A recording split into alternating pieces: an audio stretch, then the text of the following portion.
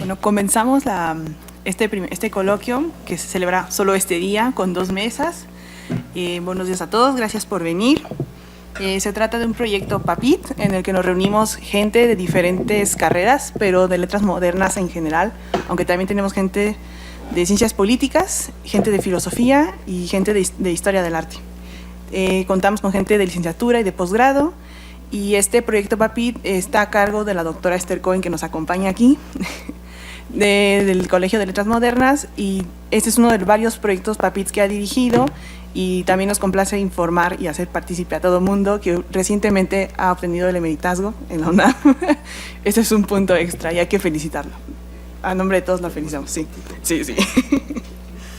Empezamos esta primera mesa, este coloquio que se llama Resistencias en Arte, Literatura y Cine. Empezamos con esta primera mesa y 4 ponentes. Los presento brevemente. Bueno, empezaremos con la doctora Elsa Brondo. Su ponencia se llama Una aproximación a la resistencia. Es doctora en Letras Latinoamericanas. Actualmente da clases en el Colegio de Letras Clásicas. También está a cargo de la revista... No, ya no. Bueno, colabora también sacando el número. Es editora de la revista, sí, Acta Poética, de aquí del Instituto de Filológicas, y le cedemos la palabra.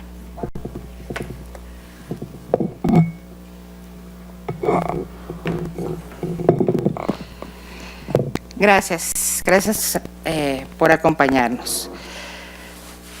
Mi ponencia trata en general de un intento por definir lo que son las diversas prácticas de resistencia política para llegar en un segundo trabajo, que no es este, a también una aproximación a la resistencia en las artes, que es, digamos, el motivo por el cual nosotros trabajamos en el seminario de resistencias, que es el proyecto PAPIT.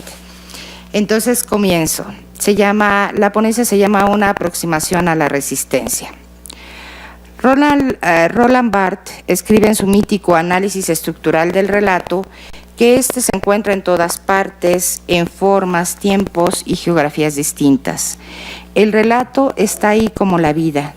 Está ahí, en efecto, pero también lo edificamos constantemente de afortunadas y peligrosas maneras para que nuestra realidad cobre sentido.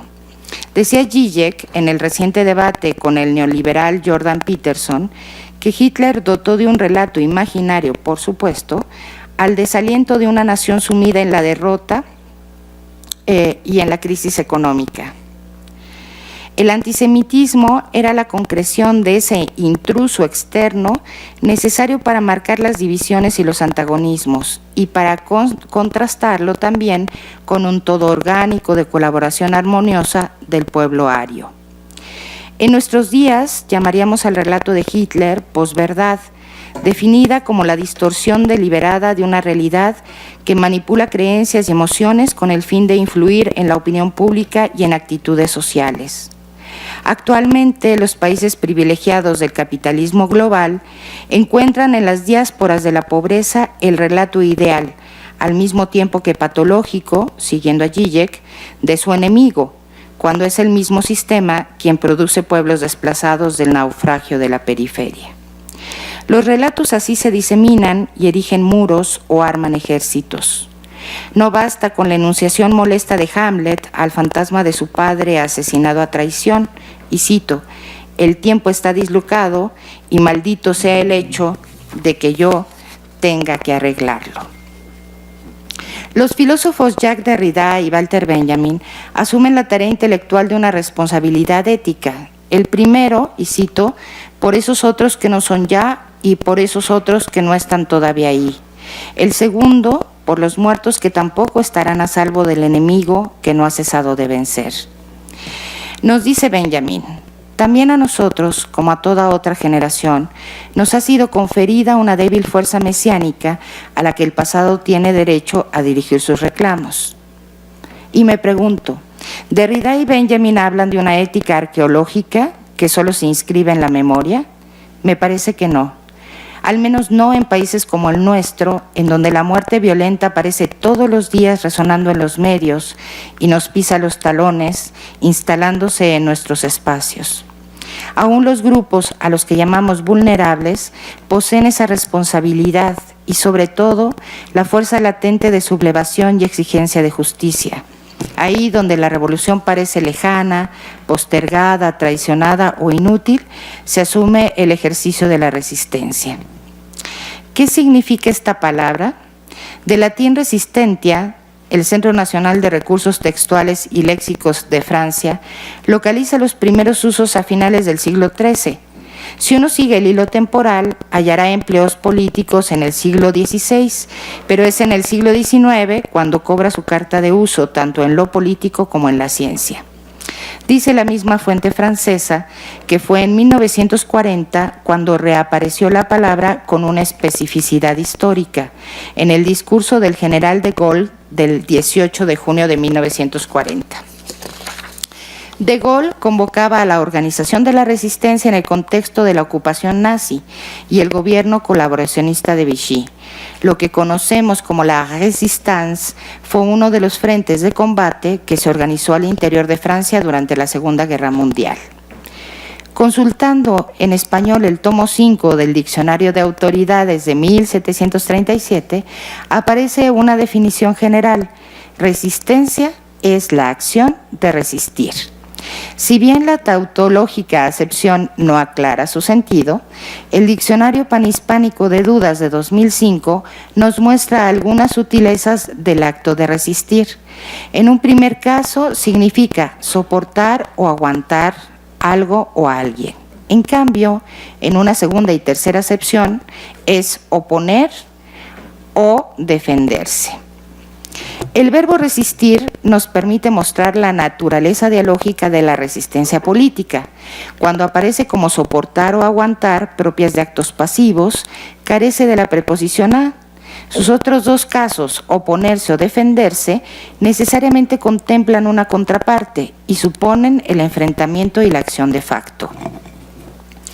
De las 9 acepciones que actualmente ofrece el Diccionario de la Real Academia de la Lengua Española, 5 están dedicadas a la ciencia, una al psicoanálisis y otra a la acción política, y cito el significado: conjunto de las personas que clandestinamente de ordinario se oponen con violencia a los invasores de un territorio o una dictadura.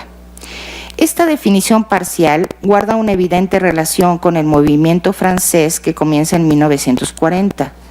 Hemos heredado entonces en nuestra lengua solo el imaginario de una resistencia, aun cuando en estos días son muchos los rostros con los que toma esta práctica política. ¿Qué es resistencia política? En este tercer milenio, la palabra resistencia política describe una serie amorfa de significados y prácticas que han cobrado un auge comprensible ante el aparente abandono de proyectos revolucionarios de izquierda. Nos dice el historiador Enzo Traverso, y cito: el fin del socialismo real, con la caída del muro de Berlín en 1989, no engendró, sino que se limitó a revelar el eclipse de la esperanza socialista. Pero entonces, ¿qué constituye un acto de resistencia política si el término está en todas partes y al mismo tiempo hay una enorme dificultad para asirla como una praxis única? En las ciencias sociales se puede parafrasear la famosa cita de Foucault: donde hay poder, hay resistencia. Pero mientras el primer término, el poder, se identifica con mediana transparencia, las prácticas de la segunda no están claramente reconocidas. Para las sociólogas Jocelyn Hollander y Rachel M. Bonner, que intentaron más que una definición de resistencia, hacer un mapa de la complejidad en su artículo Conceptualizing Resistance de 2004, hay 2 elementos centrales que la conforman: la acción y la oposición. Así podríamos comenzar a problematizar diversas prácticas políticas que se definirían por ser acciones de diversa índole en oposición a diversos entes de poder. En esta definición estarían involucrados tanto el actor de la resistencia, el objetivo al que se resiste, tanto como los observadores que atestiguan o validan socialmente esa resistencia. El modelo actancial, basado en acciones de oposición, supone que cada uno de los actantes determina la naturaleza de la resistencia. Teniendo en cuenta estas condiciones, Hollander y Bonner apuestan por una tipología de 7 formas. Y enlisto: resistencia manifiesta, resistencia oculta, resistencia involuntaria, resistencia definida por el objetivo, resistencia definida externamente, resistencia perdida e intento de resistencia. Es evidente que el primer tipo es el más fácil de identificar. Pensemos como claros ejemplos de resistencia manifiesta los movimientos ecologistas, feministas o antiglobalización, entre otros. Pero al revisar la resistencia involuntaria, nos podríamos encontrar con 2 problemas. El primero es la intención de resistir y la otra se refiere a sus esferas de acción. Si la mayoría de las acciones de resistencia manifiesta se visibilizan en una esfera pública, la resistencia involuntaria no parte de una intención ni necesariamente entraría en una esfera pública. Un ejemplo: si en una casa particular y privada, con una estructura heteropatriarcal, por diversas razones, supongamos que la mujer tiene que salir a trabajar y el hombre se queda en casa, haciéndose cargo de los hijos, la limpieza, las compras y la administración de servicios domésticos. La pareja está realizando un acto de resistencia frente a la conformación tradicional de familia, sin embargo, lo ignora. Las movilizaciones sociales, nacidas a partir de desastres naturales, serían otro claro ejemplo de esta resistencia involuntaria, pero esta vez en un espacio público. Recordemos la participación ciudadana tras los terremotos de 1985 y 2017 en México, que opuso su acción ante la ineficacia de las instituciones.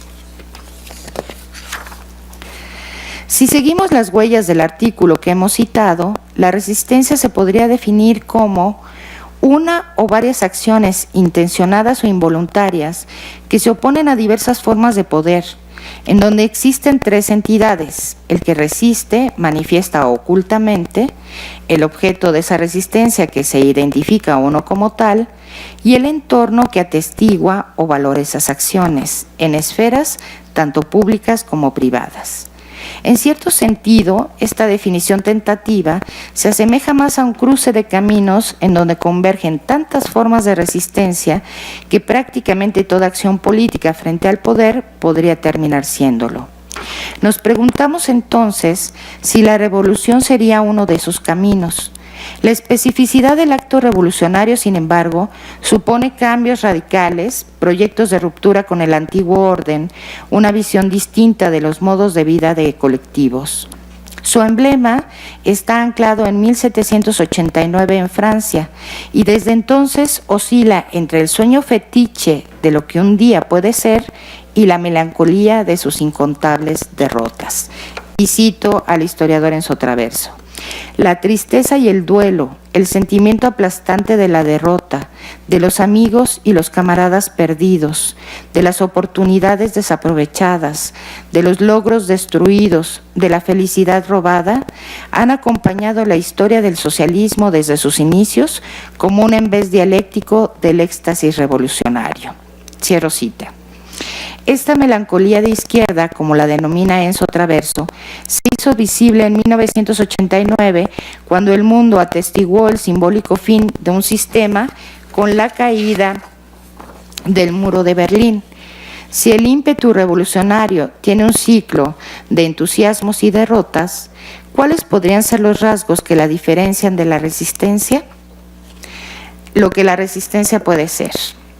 Pablo Laso Briones distingue 2 prácticas de resistencia que llama cíclica e intersticial, tomada esta última de la noción espacio intersticial del filósofo inglés Simon Critchley. La resistencia cíclica describe las prácticas que tienen una vida limitada. Como ejemplo reciente pondré justamente la participación ciudadana y las marchas y actos políticos culturales en protesta por los estudiantes desaparecidos de Ayotzinapa. Estas demostraciones tuvieron una curva de fervor que duró del mes de octubre de 2014 a diciembre del mismo año. Algunas de las características de esta resistencia cíclica son su visibilidad, su desgaste y el control, apropiación al que puede ser sujeta. La resistencia intersticial, en cambio, y la define Lazo Briones, es insistente en los gestos sociales de su insatisfacción. No es ni cíclica ni ostensible en su estrategia de oposición, sino fluyente y sutil, con tácticas casi invisibles para un dispositivo panóptico de poder. Sabe fluir y colarse por entre las contenciones y enmurallamientos de su armadura, con sus permanentes tácticas de reinvención de los sentidos de los discursos, las disposiciones políticas y las normatividades. Es la que da lugar a la dinámica dialéctica de un reconocimiento nunca acabado, siempre por ganarse. Cierro cita.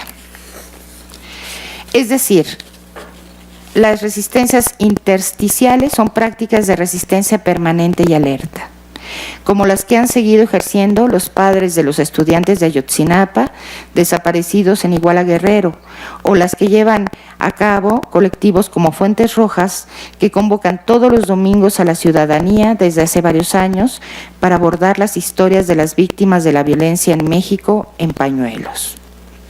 La resistencia intersticial de Lazo Briones nos remite a su origen en el libro de Simon Critchley, traducido al español como La demanda infinita, la ética del compromiso y la política de la resistencia, en donde propone asumir los espacios intersticiales que están dentro y fuera del sistema desde lo que él denomina neoanarquismo. Para Critchley, el neoanarquismo no se opone frontalmente al Estado, sino que asume una responsabilidad continua frente al mundo, ya sea en un ámbito cotidiano, privado o público, insistiendo en la demanda infinita de justicia. Zizek, otra vez, fue enfático en la crítica al libro de Critchley, publicada como reseña en el London Review of Books bajo el título Resistance is Surrender, algo así como la resistencia es rendirse. Para Zizek, la propuesta de Critchley supone la asunción de una derrota y de prácticas que no prevén ningún cambio estructural del sistema. Así, los colectivos feministas que se pronuncian cada 8 de marzo por la igualdad de género o que ejercen la demanda infinita de justicia, no inciden en el sistema que reproduce prácticas machistas, sino solo en los síntomas que no van a desaparecer mientras este sistema esté vivo. El francés Daniel Ben-Said ve en todo ello la gran disyuntiva de la actual izquierda que debe de elegir, y cito a Ben-Said, entre la resignación y el rechazo del chantaje liberal, según el cual toda perspectiva de cambio radical debería de conducir a un nuevo desastre totalitario. Al mismo tiempo, Ben-Said admite en otro texto que ha llegado el tiempo de un pensamiento de resistencia minúscula, tiempo de reconocer el valor de lo ínfimo, de salvamento a través del detalle. Es el momento de una reflexión que irrumpa en medio de nuestra totalidad quebrada.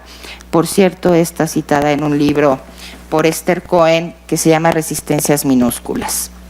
En esa constelación de resistencias minúsculas, sobre todo en su articulación, se deposita la esperanza razonable en la justicia. Resistencia y arte. Volvamos a los relatos, pero esta vez desde la imaginación creativa. Relatos de la resistencia que son antídoto al conformismo y la derrota. Hay una pieza del artista colombiano Oscar Muñoz que nos podría ayudar a introducir la delicada noción de resistencia en el arte. Se llama Aliento y consta de varias placas metálicas dispuestas en una pared a las que se les ha impreso con grasa temporalmente un retrato. El espectador completa la obra en 3 acciones. La primera, mirando su propio rostro sobre la placa de metal pulida. La segunda, insuflando su aliento sobre la placa. La tercera, observando la fusión de los 2 rostros y la gradual desaparición de la impresión. Este performance está calculado para un grupo de espectadores a los cuales se les obsequia una experiencia: hacer visible el rostro de un desaparecido en Cali, Colombia, durante el recrudecimiento de la violencia en los años 90 del siglo pasado. Para completar la pieza es necesario un colectivo, una comunidad temporal que produce la obra en diferentes momentos. Al tiempo que la obra misma se construye, el espectador es el hacedor de un acto memorioso. ¿De qué tipo de resistencia estamos hablando?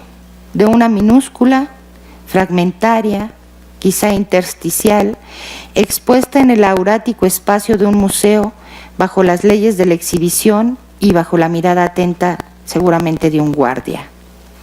El acto se verifica dentro del sistema y al mismo tiempo lo increpa, porque esta obra no tiene la lógica del mercado del arte, puesto que no puede ser colgada en la sala de ninguna mansión, por ejemplo.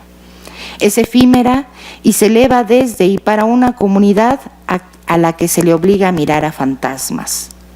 Por un instante, la muerte violenta, la desaparición forzada, se fusiona como con nuestra frágil subjetividad en un espejo.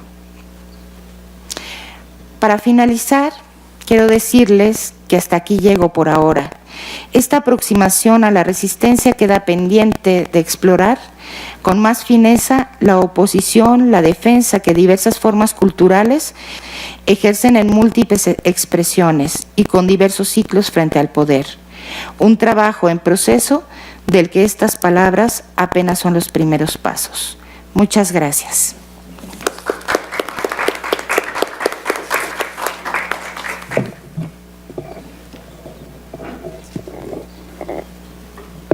Agradecemos a la doctora por esta primera preparación de terreno sobre resistencia. Vayan guardando sus preguntas, que será lo más divertido al final de la mesa. Y continuamos para seguir con este entramado de resistencias con Alberto Navarro, de la Licenciatura de Letras Alemanas, y nos compartirá su ponencia que se titula Necropolítica, Poder y Sociedad. Adelante, por favor. Muchas gracias. Doy inicio. Hace más de 10 años que el filósofo camerunés Achille Mbembe, radicado en Sudáfrica, propuso, siguiendo a Foucault, la noción de necropolítica para dar cuenta de soberanías que radican ya no en la simple capacidad de decidir quién muere y quién vive, sino en la organización del homicidio y la recreación de la muerte. Mbembe se pregunta, ¿son suficientes las nociones de poder disciplinario y biopoder para hablar de las prácticas y los dispositivos tanatológicos de la era moderna? ¿Son suficientes para visibilizar ese conjunto de poderes ominosos y paradójicos que parecen pervertir el sentido mismo de gobernar el yo, el género, las poblaciones, etcétera, y que dislocan los tiempos y espacios de eso que llamamos violencia, sus respectivos rituales de afección y duelo? Y si no es así, es preciso hablar entonces de cierta realidad necropolítica. Foucault se pregunta, cito, ¿cómo es posible que un poder político mate, reivindique la muerte, exija la muerte, haga matar, dé orden de matar, exponga a la muerte no solo a sus enemigos, sino a sus ciudadanos? Fin de la cita. Para Foucault, la modernidad en gran parte lograda por el Estado, a partir del terror, la crueldad y la profanación, encuentran la racionalidad instrumental, las prácticas efectivas y óptimas para mejorar los inventos que trajo y funcionaron como correlato de la Revolución Francesa, industrializando la muerte administrativamente y extirpando el cáncer de la pluralidad, el disenso y la identidad otra. Para Mbembe, sin embargo, la modernidad es anterior, pues las plantaciones como laboratorios del colonialismo y los sistemas de transporte de la mano de obra de un continente a otro aparecen antes del surgimiento del Estado-Nación y del sistema estatal europeo moderno, la Europa de la Ilustración y la Revolución Francesa, esto es, fuera de la existencia de orden de tipo estatal. La tortura, la depresión en lugar de la regulación productiva, la valorización del cadáver, la autoinmolación espectacular, el universo del feminicidio, los dioses y las diosas de sicarios y terroristas, los trabajos forzados, el snuff como estética abúlica, la eutanasia ilegal, la cacería de indocumentados, el shock como juego de masas, la drogadicción precaria, los funerales de los falsos positivos, entre otros, se tratan de racismo de Estado, de la paradójica manera en la cual éste ejerce el poder multiplicando la muerte de sus propios ciudadanos. Cito a Foucault. Sin duda, fue el surgimiento del biopoder lo que inscribió el racismo en los mecanismos de Estado. En este momento, el racismo se inscribió como mecanismo fundamental del poder, tal como se ejerce en los estados modernos y en la medida en que hace que prácticamente no haya funcionamiento del Estado que en cierto momento, en cierto límite y en ciertas condiciones no pase por él. Fin de la cita. Mbembe sugiere que por más abominable que nos resulte, el ejercicio necropolítico no es absolutamente destructivo o absurdo. Se da en lo que llama mundos de muerte, como resistencias distópicas. Esto es, esferas mínimas de cultura en donde la línea entre suicidio y rebeldía, sacrificio y redención, martirio y libertad se difuminan. Cuando debido a la desnudez infligida, el dolor o la miseria, la personalidad se ve reducida a un cuerpo que gime, que grita. ¿Cuál es el sentido de este acto? Pareciera que el acto comunicativo posible se acerca al instinto, a una reacción no muy lejana de la animalidad, un movimiento inmediato de supervivencia previo a toda codificación libertaria, justa, racional o emancipatoria. ¿Qué entendemos por necropolítica y cómo se concibe lo político desde ahí? ¿Cómo se interrelacionan desde esta perspectiva crítica de producción política de la muerte, el gobierno, la muerte y la violencia, no obstante la ideología de la seguridad, la democracia y el Estado de Derecho imperante? ¿Cómo se da la cultura en los mundos de muerte? En el texto de Membe, llamado Necropolítica, observamos un deslinde respecto de toda noción de soberanía vinculada a la legitimidad, a los llamados representantes políticos y al Estado nacional como reflejo de una presunta voluntad colectiva. La soberanía consiste, dice Membe, en la capacidad de decidir quién puede vivir y quién debe morir. Como vemos, la proposición planteada a manera de cuestionamiento también escapa a las perspectivas moralistas. Se esquiva la cuestión de si es justo, legítimo o con base en la verdad. Se enfatiza el cómo, cuándo, dónde, o sea, en las condiciones espaciotemporales del poder. El Estado, el capitalismo y la soberanía han mutado. Ya no son aquello que Foucault analizaba y exponía en sus textos. Sin embargo, el racismo y la discriminación continúan existiendo y en constante resiliencia. La vida se parece mucho a la muerte y por momentos la muerte parece reclamar más vida que la vida misma.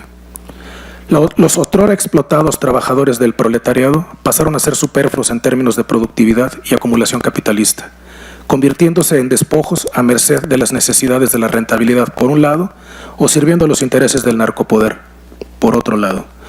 Una política para matar, lo político como lo de la muerte, no deja de ocurrir en torno al Estado y en gran parte con su complicidad.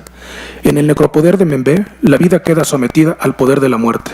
La violencia pasó a convertirse de un medio para lograr un objetivo a un fin en sí mismo, a través del uso más sofisticado de la ciencia y la tecnología, la matemática, la informática, la estadística y la demografía, los medios de comunicación y el manejo y control de los símbolos y sus contenidos, tendientes a asegurar la normalización, la homogeneidad y el integrismo poblacional en torno a una única identidad por demás falsa. Aunado a lo anterior, a la ideología de la seguridad nacional, equiparado a un falso consenso por lo general, marinado con los grandes poderes televisivo-mediáticos que convierten en verdad todo lo que tocan. De esta manera, cito a Fuentes, la biopolítica deviene tanatopolítica, entendida como la administración y regulación de la vida que requiere de la muerte. Fin de la cita. Y es que la politización de la violencia impacta en todos los ámbitos de la vida humana, incluyendo la psique. Los cuerpos destrozados pasan a ser los escenarios de la violencia y el terror. Los desaparecidos, las mutilaciones, los pedazos o trozos humanos hallados, los mensajes incrustados en cuerpos completos e incompletos, además de producir vacíos legales múltiples, se adhieren permanentemente a las huellas mnémicas y los restos diurnos de quienes se desarrollan e intentan hacer su vida en un contexto como este. La soberanía pasa más de ser una categoría jurídico-política a ser una político-biológica, atravesada por intereses económicos, discriminatorios y banales, respecto de la vida humana y el valor de ésta. Se hace la guerra para acabar con la guerra. Se declara la guerra a quienes hacen la guerra a otros. La guerra se convierte en el estado de no excepción. En términos generales, vamos a entender necropolítica como, y cito a Membe, una suerte de tecnología del poder cuyo objetivo es la regulación de poblaciones a través de la producción de sujetos disponibles y desechables. Fin de la cita. La muerte es del pueblo, es a quien hay que matar. Hay que erradicar todo rostro y rastro de civilidad en el otro, restarle todo matiz de ciudadanía y humanidad, dejándole acaso su parte más biológica, más animal, como mecanismo de dominación y cosificación. Esto supone que toda relación intersubjetiva se entreteja en el uso de la fuerza y el autoritarismo, en el uso excesivo de la ley en el mejor de los casos, y por lo general en absoluta ausencia de esta, incrustándose en una lógica de prácticas que más pronto que tarde la población comienza a practicar y a ser válida cotidianamente para alcanzar fines y objetivos, sean para sobrevivir o para alcanzar satisfactores mayores, produciendo así el entresijo cultural. La vida se torna una contradicción para el capitalismo. La soberanía ya no se defiende con la vida, sino exponiendo y exhibiendo la muerte como telos determinístico. Las cosas aglutinan más vitalidad que la que los individuos parecen acarrear consigo. El biopoder como metafísica de la muerte atestigua la desigualdad inconmensurable existente entre el poder y la vida. Poder no para la vida, sino en contra de ella, del estado de sitio al estado de excepción. La muerte y el genocidio, la desaparición de lo vivo como lo común político cotidiano, como lo que venimos evidenciando en México todos los días. Allí están los ejemplos icónicos de Ayotzinapa y de Tlatlaya. Se tornan en una racionalidad de la muerte, es decir, en una lógica necropolítica cuyas operaciones ocurren invariablemente al margen de la ley y bajo la consigna de criminalizar al otro, a priori, para poder ejecutar limpiamente la necesidad de orden que el Estado requiere. Como ejemplos me gustaría sugerirles, hay por ahí dos documentos circulando en YouTube, uno de ellos muy probablemente lo conocen, fue auspiciado por la UNAM, que se llama Ayotzinapa, el paso de la tortuga, y uno otro que se llama La razón de fondo de la tragedia en Guerrero, elaborado por periodistas de a pie, Rompeviento. También está en Netflix. Sí, es cierto, está en Netflix también, muy cierto. Bueno, continúo. Ocupar el espacio no para conquistarlo, ni vencer a su población para hacerla esclava. Ocuparlo para vaciarlo de la presencia de cuerpos en movimiento, de comunidades al alba. Ocuparlo para que esta ciudad transnacional, conformada de esclavos y excluidos, sostengan y produzcan en su temporalidad, espacio territorial, la ciudad global transnacional. Excluyente, racista, ecocida, amante del lujo y del espacio cerrado privilegiado. Fragmentar para aislar y separar, atraer para diferenciar, vigilar y controlar, para castigar y asegurar. Sistematización de la muerte de lo que no es rentable y se puede prescindir absolutamente. Estado de sitio mental. Máquinas de guerra en términos delesianos conformados por desocupados, migrantes, rechazados, desempleados, huérfanos, pobres y miserables, excluidos del progreso y condenados a una vida mineral, vegetal, delincuencial, fuera de los cánones de una vida propiamente humana. Entidades vivientes a las cuales se les persigue y caza en la guerra predatoria por los recursos naturales. Para resistir, en ocasiones se ven obligados a practicar la misma lógica para sobrevivir y enfrentar a sus potenciales captores. Milicias enfrentando milicias en condiciones y circunstancias muy desventajosas entre sí. El terror y la muerte como los únicos destinos seguros de quienes se encuentran en la parte baja de la pirámide social. El capital, los recursos naturales y el espacio físico se vuelven más importantes que la vida. El cuerpo vuelto signo de la muerte, del terror y el asesinato simbiotizado con el arma, con el explosivo, con el artefacto. Al corpus Foucaultiano se le ha criticado desde la teoría decolonial, retomando a Fanon y Sartre, el soslayo de la raíz colonial de las economías desiguales que hoy persisten, con modificaciones severas a modo de globalización. Se trata de que existe un juego que involucra distintos tipos de poder, así como geografías y economías, soberanía clásica, sociedad disciplinaria y biopoder.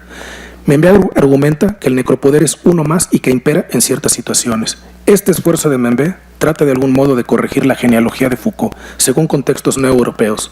Deleuze y Guattari son claros respecto a la ambivalencia de las máquinas de guerra. Estas pueden ser tanto creativas como crueles, ejércitos o punto de fuga. Este par de pensadores franceses influenciaron a la autora Sayak Valencia, quien atinadamente nombrara a estas vidas que llevan una vida oscilante en el espacio físico resistencias distópicas, en gran parte por las condiciones materiales en que sobreviven, más que por una inclinación ideológica. Cito a Membe. Las nuevas tecnologías de la destrucción están menos interesadas en inscribir a los cuerpos en los nuevos aparatos disciplinarios que en inscribirlos. Cuando llega el momento, en el orden de la economía radical que ahora se representa con la masacre, figuras humanas que están vivas sin duda, pero cuya integridad corporal ha sido reemplazada por piezas, fragmentos, arrugas e incluso heridas inmensas que son difíciles de cerrar. Su función es mantener ante los ojos de la víctima y de las personas que lo rodean el mórbido espectáculo de la mutilación. Fin de la cita. En esa distancia que intenta tomar respecto de la teoría Foucaultiana, Membe afirma que lo que le interesa es analizar el ejercicio sistemático y cotidiano de violencia y terror que ejerce el Estado sobre las comunidades y los cuerpos de las personas causándoles la muerte. Cito nuevamente a Membe. Su interés se centra en esas figuras de la soberanía cuyo proyecto central no es la lucha por la autonomía, sino la instrumentalización generalizada de la existencia humana y la destrucción material de cuerpos y poblaciones humanas. Esas figuras de soberanía no tienen nada que ver con un episodio de locura exacerbada o con la expresión de una ruptura entre los impulsos y los intereses del cuerpo y los de la muerte. Por el contrario, son como los campos de exterminio, lo que constituye el nomos del espacio político en el que aún vivimos. Fin de la cita. Para Membé, cito nuevamente a Membé, el Estado colonial basa su pretensión fundamental de soberanía y de legitimidad de la autoridad en su propio relato de la historia y la identidad, que el Estado tiene un derecho divino a la existencia. Fin de la cita. El necropoder va incidiendo sobre el pueblo, normalizándolo y desapareciéndolo simultáneamente, operando instrumentalmente desde el público que la necropolítica controla, manipula y disciplina de acuerdo a sus intereses de dominación y control. Los años de la Guerra Fría en México y Centroamérica dejaron estelas de orfandad, dolor, hambre, violencia y muerte. La herencia de este escenario, sobre todo en Centroamérica, aunado a las políticas neoliberales aplicadas a la región, incluyendo México, contribuyeron a exacerbar la violencia colectiva en la zona. Por un lado, el desempleo masivo, la migración multitudinaria hacia Estados Unidos como principal punto de atracción y México a su paso. En el caso de los centroamericanos, coadyuvaron a que el cuerpo, las personas mismas y la movilidad de estas en territorios propios y extranjeros se convirtieran en foco de atención y tráficos. Las maras centroamericanas y los sicarios de los cárteles mexicanos son solo algunos ejemplos de lo que abarca esta coyuntura histórica. El narcotráfico, el tráfico de personas, de órganos, de drogas, de armas, entre otros, se volvió el modus vivendi de muchos y el negocio global de la región por excelencia, lo cual no sucede sin la coparticipación, cuando no con el liderazgo de los gobiernos en sus diferentes niveles. No obstante, la exclusión que genera la nueva versión del capitalismo, los superfluos y despojos humanos del modelo, se ven acompañados de una serie de medidas producidas por un necropoder, dispuesto a criminalizar la manifestación de inconformidad, el disenso en nombre del Estado de Derecho, la movilización social y la defensa del espacio público, así como de los derechos constitucionales en nombre de la seguridad y la democracia. No es casualidad que la seguridad pública en México se haya militarizado en general y se estén invirtiendo año con año cada vez más presupuesto en armas y profesionalización de las Fuerzas Armadas. Se trata en todo caso de una estética fugaz, brutal, distópica, frecuentemente suicida. La violencia se torna en una nueva epistemología con su simbología particular, sus discursos y sus imágenes autoafirmativas de identidad. La cultura de la violencia, cito a Carreras, no solo se expresa en la ausencia de la autoridad estatal, de la política gubernamental y de la justicia, en que gobernantes gobiernan por medio del terror, exterminio, desaparición, exclusión política y laboral, sino también las formas en que la población vive cosificada en su cotidianidad. Fin de la cita. El caso mexicano se trata de un paradigma del necropoder contemporáneo. Constatamos que la desechabilidad y la superfluidad de millones de seres humanos ocasiona problemas severos relacionados con la violencia y la autodestrucción del sujeto que se manifiesta en los diversos ámbitos de la vida. La concepción de lo simbólico en la estructura psíquica del sujeto queda pervertida, en gran parte por el imaginario global capitalista y los funcionamientos sociales, por el carácter esquizofrénico que produce en la vida de las personas. México, un país que pasó a convertirse de Estado-nación a un mercado-nación a finales del siglo XX, y hoy en día, sin dejar de ser este último, se perfila sin lugar a dudas como la narconación por excelencia a nivel mundial. Las máquinas de guerra son inmediatistas y no pretenden gobernar en el sentido Foucaultiano de regular poblaciones y disciplinar individuos. Simplemente cumplen encargos, ganan de golpe y se mudan. Son piratas. Calderón trató a las máquinas de guerra como si fueran mafias convencionales, con capos y autoridades simbólicas poderosas, arrestando a personalidades que solo sirvieron para su campaña mediática del miedo, que para restar fuerza a las máquinas. Las máquinas se multiplicaron y se volvieron más caóticas y agresivas. Las policías comunitarias y autodefensas pueden devenir máquinas de guerra en la medida en que las penetra el criterio de ganancia y abandonan sus usos y costumbres. Esto no quiere decir que no existan experiencias genuinas de comunidad, pero en medio de la marginalidad y exclusión, el peligro es latente. La idea es que el biopoder, como gobierno, integra mecanismos disciplinarios y de control institucional, anatómico o individual, así como masivos de vida. La Gendarmería Nacional, la criminalización del migrante y la droga son ejercicios complejos de biopoder y necropoder en el contexto de un capitalismo y un Estado deficientes. Pensemos en el miedo que transmite la televisión a partir de la identidad, no solo de migrantes y narcos, sino de los profesores de Guerrero, por ejemplo. Como preguntas nos quedan: ¿pueden los mundos de muerte ser mundos de cultura?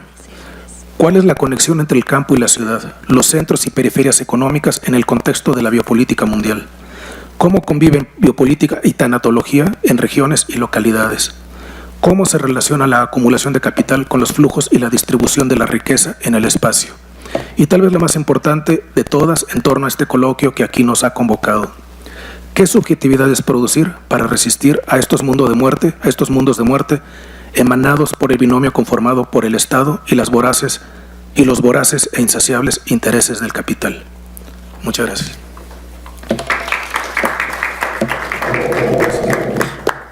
Muchas gracias, Alberto, por estas preguntas para pensar juntos en voz alta, de reflexión y maneras de resistir después del panorama de necropolítica que nos has expuesto, después de la genealogía de la resistencia que nos presentó Elsa, y ahora continuamos más a la derecha, pero no en un sentido conservador, solo de ubicación. No quiero decir, aquí no hay derecha. Sonó muy mal, lo retiro. Bórrenlo, por favor. Seguimos con Jared Guerra, que es del doctorado de Ciencias Políticas, y él nos hablará de una figura muy particular, del lobo. Nos comparte su ponencia sobre resistir al lobo.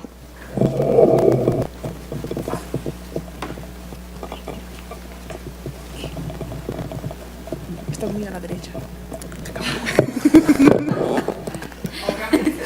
No, a ver, me acerco, ¿no? Bueno, ya aquí está bien, ¿no? Bueno.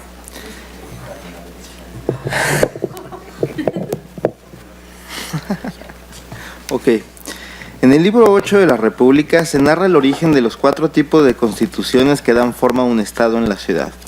Justo al final de esta historia política, al turno de esgrimir el sombrío y cruel origen de la tiranía, aparece una fábula curiosa, aquella que cuenta la leyenda de la transformación de un hombre en lobo. En esta historia saluda el rumor de un rito al Zeus Licayo, en el cual, según dicen, se sacrificaba y consumía a un niño recién nacido. La referencia dice así, comienza con una pregunta: ¿y cuál es el principio de la transformación del jefe en tirano? ¿No es claro que empieza cuando comienza el jefe a hacer aquello de la fábula que se cuenta acerca del templo de Zeus Liceo en Arcadia? ¿Qué fábula?, preguntó. La que el que degusta de una entraña humana desmenuzada entre otras víctimas, ese fatalmente ha de convertirse en lobo. ¿Has oído ese relato? Sí, contestó. Y así, volvió a preguntar. Y así, cuando el jefe del pueblo, contando con una multitud totalmente dócil, no perdona la sangre de su raza, sino que, acusando injustamente, como suele ocurrir, lleva a los hombres a los tribunales y se mancha, destruyendo sus vidas y gustando de la sangre de sus hermanos con su boca y lengua impuras. Y destierra y mata mientras hace al mismo tiempo insinuaciones sobre rebajas de deudas y repartos de tierras. ¿No es fuerza y fatal destino para tal sujeto el perecer a manos de sus enemigos o hacerse tirano y convertirse de hombre en lobo? Es de toda una sociedad, contestó. Así viene a resultar, dije, el que se levanta en sedición contra las gentes acaudaladas. Así, y cuando habiendo desterrado, vuelva a la patria a pesar de sus enemigos, ¿no llega entonces como tirano consumado? Claro está, contestó. Y si son impotentes para echarlo o matarlo poniendo a la ciudad contra él, en ese caso conspiran para darle a escondidas muerte violenta. Al menos así suele ocurrir. Si al fin de la cita. En una lectura política de este relato, se ve pasar al soberano protector de la ciudad y sus habitantes a ser su depredador. El tirano lobo destruye los principios religiosos de convivencia y observa a los hombres como el lobo mira a las ovejas en las fábulas de Esopo.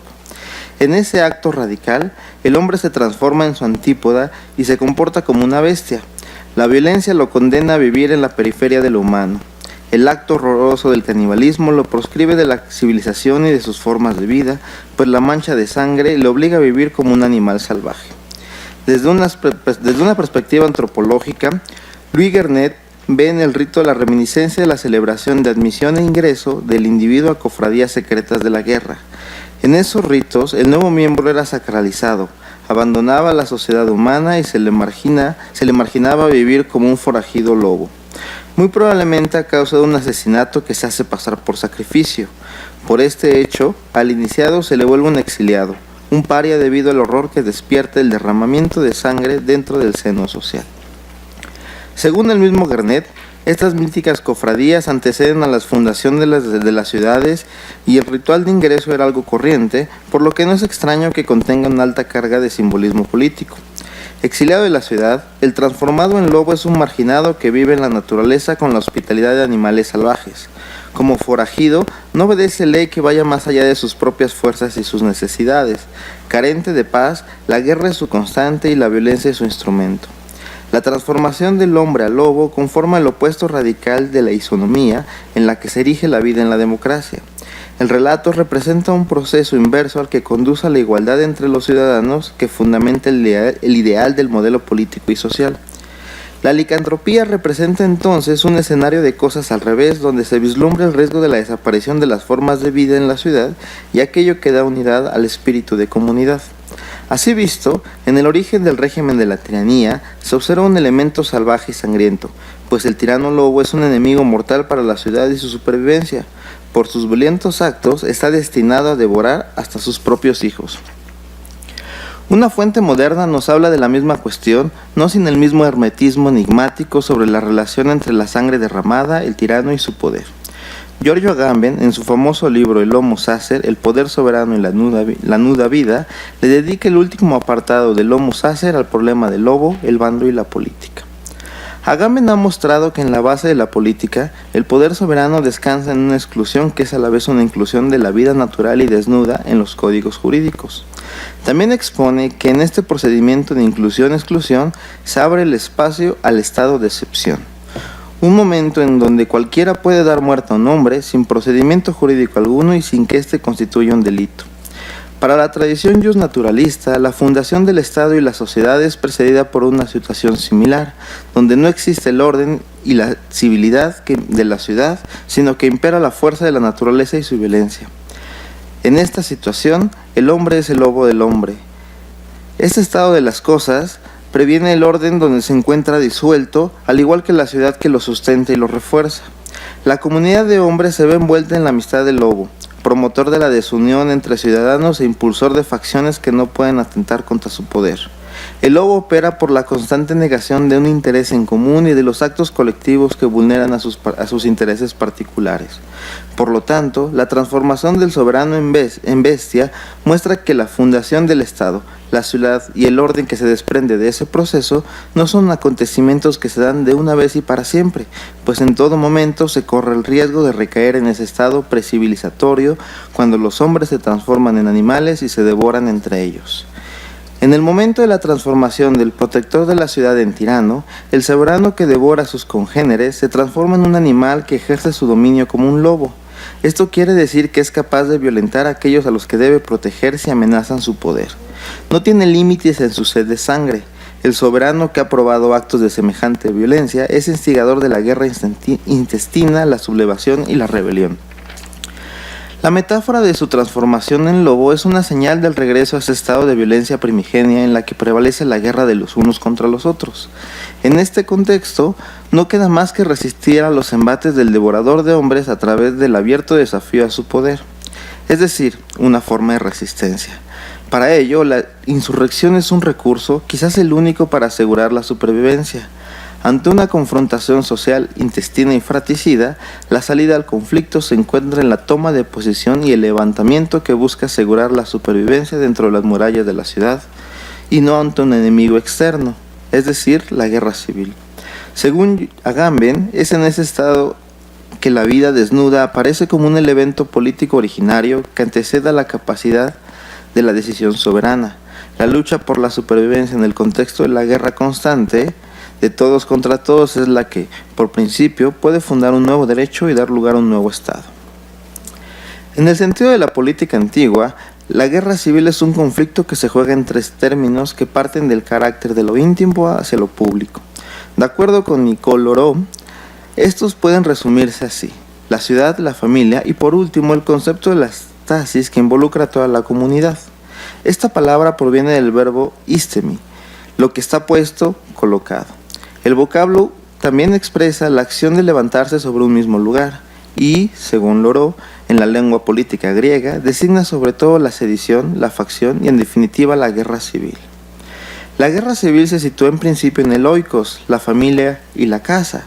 El conflicto afecta el ámbito del más íntimo círculo social. Con ello, pone en duda el tradicional paradigma político de superación de niveles que parten del sustrato familiar hasta alcanzar un nivel superior de cohesión y asociación en la ciudad. La estasis, como conflicto político, es inverso al universo intelectual que moviliza a la polis en favor del bienestar en común.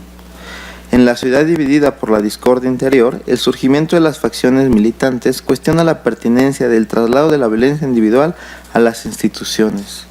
En este movimiento, la esfera de lo privado comienza a constituir la noción de lo público como algo herido, fisurado por la imposibilidad de la defensa de los intereses colectivos, pues predomina la defensa del más fuerte, que con la violencia de sus actos impone la justicia de la sangre.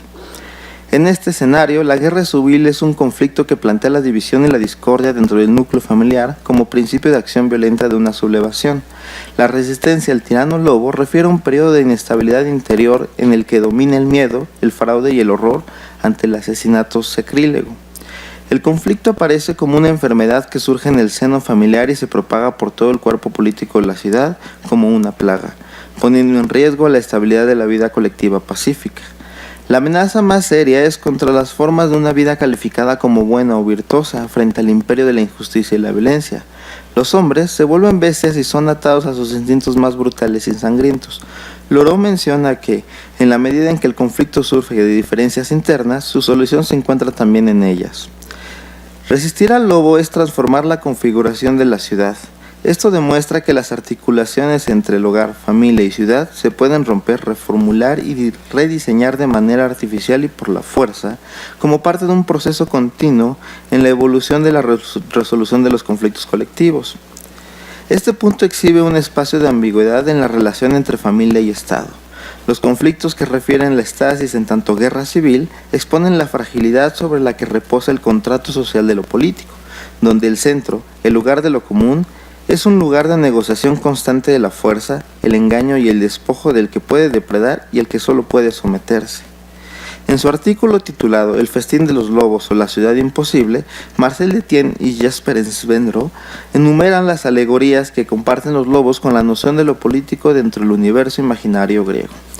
Comenzando con los relatos de Esopo, se nos presenta este animal como alegoría de lo político que condensa un simbolismo del primitivo terror de los tiempos antaños. Sin duda, es un eco sombrío de una era de disputas y anarquía. Su ferocidad, su audacia, su inteligencia y su astucia al cazar a plena luz del día son cualidades que muestran al lobo como un depredador emblemático del mundo violento. Este animal también es capaz de distinguir entre los actos violentos de la cacería y la guerra, lo que lo transforma en un gran operador de los márgenes de lo político, pues es por el temperamento de la fuerza que obliga a sus compañeros más débiles a la sumisión del líder que asegura la unidad de la manada. La figura del lobo que se exhibe en las fábulas de Esopo está vinculada a un fondo de relatos sobre empresas colectivas que develan un interés en una narrativa cultural que muestra modelos jerárquicos de comportamiento. Sus presas son ovejas, cabras, caballos y ganado, animales domésticos que conforman la base del consumo humano como parte de su forma de vida civilizada, misma que aparece en las fábulas como constantemente acosada por ataques violentos y viciosos de los lobos. En la fábula 215, los perros, parientes domesticados de los lobos, eligen un general para dirigir la contienda contra los lobos. El estratego dudaba de emprender el ataque, mientras la amenaza enemiga crecía con violencia. El perro líder respondió: ¿saben por qué lo retraso? Siempre hay que deliberar previamente, pues la raza y la piel de los lobos es una y la misma. Las nuestras son muy variadas y todos ufanan de ser de países distintos. ¿Y cómo podría mandar a la lucha a seres discordes y que no tienen todo igual? Fin de la cita. El relato enseña que los ejércitos necesitan de una sola voluntad y criterio para alcanzar la victoria contra los enemigos. Como principio de operatividad, el lobo muestra el horizonte homogéneo de la violencia como instrumento de lucha. En otra fábula, se narra una alegoría de la fuerza, la alevosía y el dolo en la acción política inteligente que desarma al enemigo por el engaño. Los lobos le preguntan a los perros: ¿por qué, siendo iguales a nosotros en todo, no nos consideran como hermanos? Pues en nada nos diferenciamos a ustedes salvo en las inclinaciones. Nosotros vivimos en libertad, Ustedes, en cambio, sometidos a los hombres y sirviéndoles, soportan sus golpes, llevan puestos un collar y guardan a sus rebaños, pero cuando comen solo les echan los huesos. Si nos hacen caso, dadnos todos los rebaños y tendremos todo en común, comiendo hasta la saciedad. Al final de la fábula, el texto sentencia: quienes traicionan a su patria reciben tales pagos. La narración enseña los alcances de un engaño en el campo de la batalla, pero también en la operación de la arena de la persuasión. El engaño desarticula la fuerza de la mayoría a través de una treta táctica. El poder de muchos puede ser vencido por pocos mediante el artificio del discurso. Estas figuras asociadas al lobo dibujan un ambiente malicioso, propio de estratagemas, prácticas y tácticas para la guerra y el abierto conflicto violento. Señalan un punto que no deja de acechar a la seguridad del principio en el cual descansa el contrato social. La realidad de la fuerza y el comportamiento agresivo se revelan como dominantes a la hora de establecer la base para un intercambio social. Con la alegoría del animal se esbozan los estrechos vínculos que guardan entre el régimen de la tiranía, que supone el derramamiento de sangre como fundamento, y el que pregona la igualdad como el principio de la ley en el intercambio político. Muchas gracias.